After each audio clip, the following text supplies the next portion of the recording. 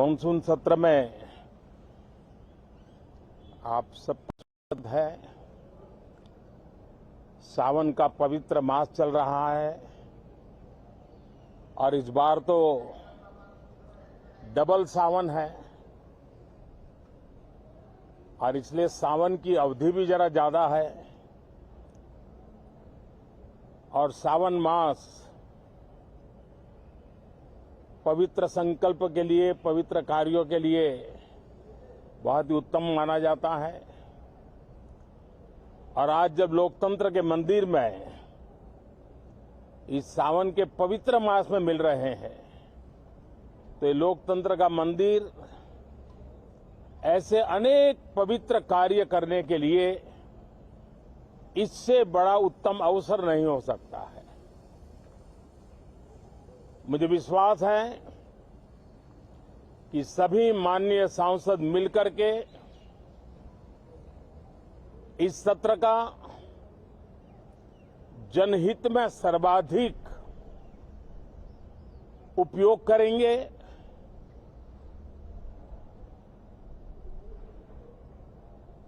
संसद की जो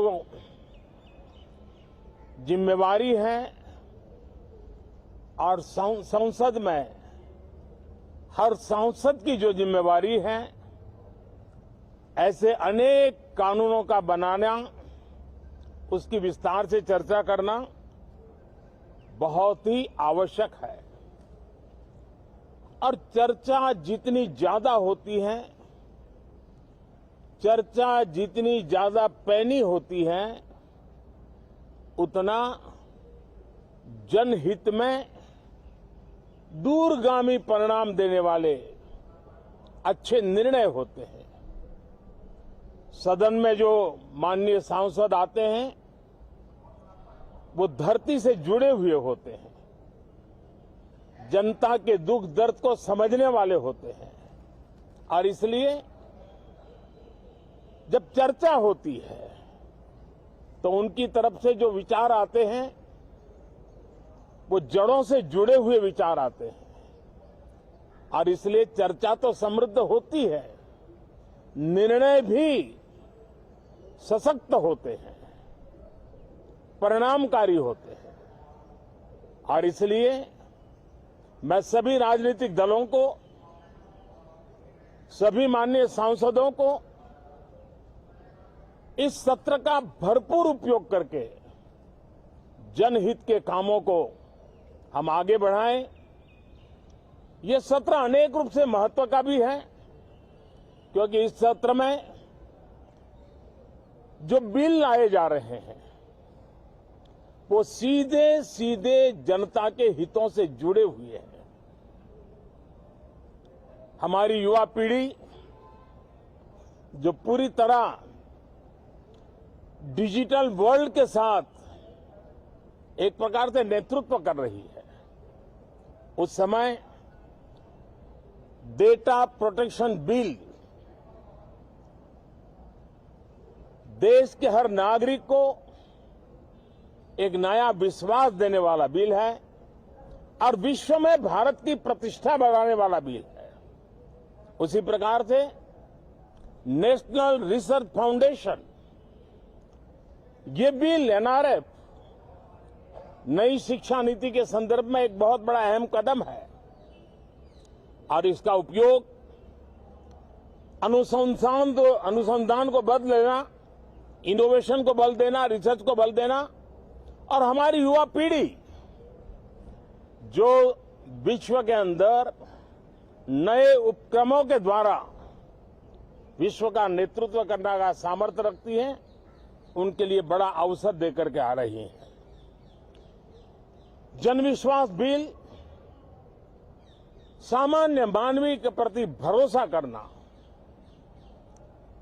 अनेक कानूनों को डिक्रिमिनलाइज करना, इस मुहिम को आगे बढ़ाने वाला ये बिल, उसी प्रकार से जो पुराने कानून है उनको खत्म करने के लिए भी एक बिल में प्रावधान किया जा रहा है। हमारे यहां सदियों से एक परंपरा रही है कि जब विवाद हो तो संवाद से सुलझाया जाए। मीडिएशन की परंपरा हमारे देश की बहुत सदियों पुरानी है। उसको अब कानूनी आधार देते हुए मीडिएशन बिल लाने की दिशा में इस सत्र का बहुत बड़ा उपयोग है, जो अनेक विवादों से सामान्य मानवीय से लेकर के असामान्य संजोगों को भी मिल बैठकर के सुलझाने का एक मजबूत नींव बनाएगा।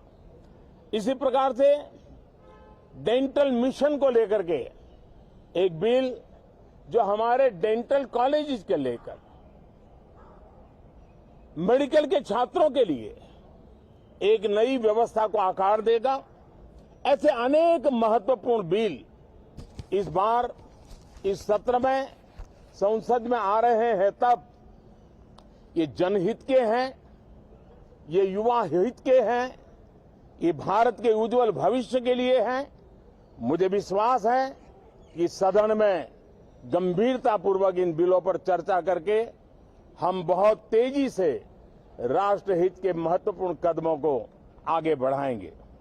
साथियों, आज जब मैं आपके बीच आया हूं, इस लोकतंत्र के मंदिर के पास खड़ा हूं, तब मेरा हृदय पीड़ा से भरा हुआ है, क्रोध से भरा हुआ है।